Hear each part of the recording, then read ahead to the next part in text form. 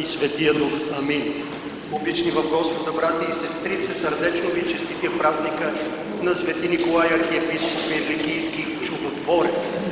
Всички знаем житието му, знаем за храмовете по всички кътчета на земното кълбо. Аз искам да призова себе си, моите събрати, които носят това прекрасно име, и всички вас, за три неща. Да имаме дразновението за любовта към Бога на Свети Николай.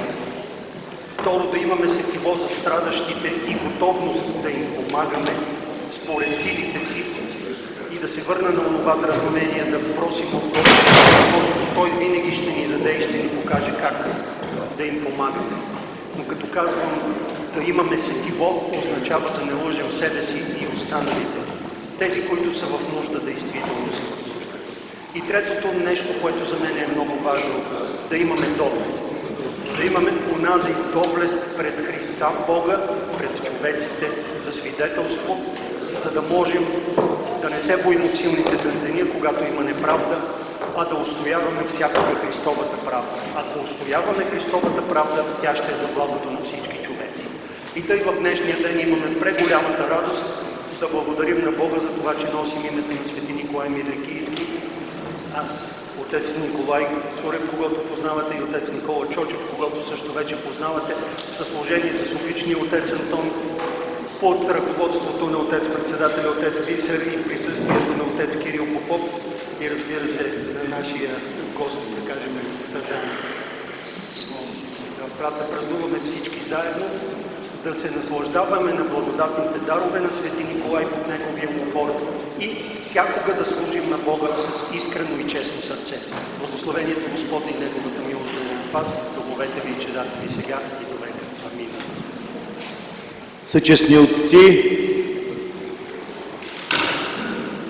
скъпи в Господа, брати и сестри, позволете ми от името на църковното настоятелство при катедралния храм Света Неделя, во главе с председателя на църковното настоятелство, Негово високо благоговенство, иконом Бисер Костадинов, от хористите, от цялото изпълнение на нашия храм, сърдечно и вседушевно да поздравим скъпите наши тезоименити,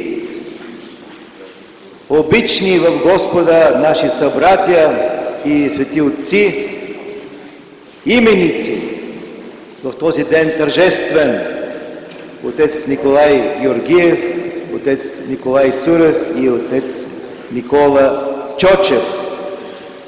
Радваме се да поздравим и, както каза отец Николай, и нашия скъп обичан събрат, изповедник, молитвеник, отец Антон Вълчанов, че той е сред нас в този ден тържествен, този ден, който Господ го е затворил, всички ние да се възрадваме и да се развеселим в Него.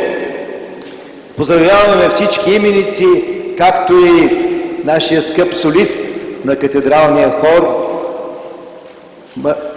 псалт Никола Милев, Николай Милев, във връзка с празнуването на неговия имен ден. Нека всички ние да имаме радостта в Господа и благопожелаваме от сърце на нашите събратия, на всички вас, които празнувате този ден тържество, всички именици, винаги да имаме бодрия, силен дух, какъвто имал и светия архиепископ Николай Мирликийски, чудотворец. Винаги да бъдем победители на злото, победители на греха, каквото и е значението на думата Никилаус, победител на народите. Да побеждаваме греха, злото в нас и да живеем с Бога.